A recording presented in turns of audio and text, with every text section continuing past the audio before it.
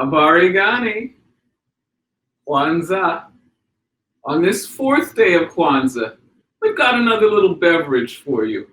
And this time it's a pink party punch. The sorrel was wonderful reddish color. Now we've got pink, so we're staying in that range of colors that is celebratory.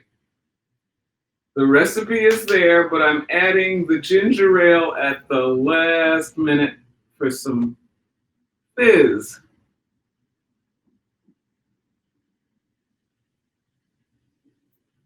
There's a strawberry back taste and a little bit of grenadine.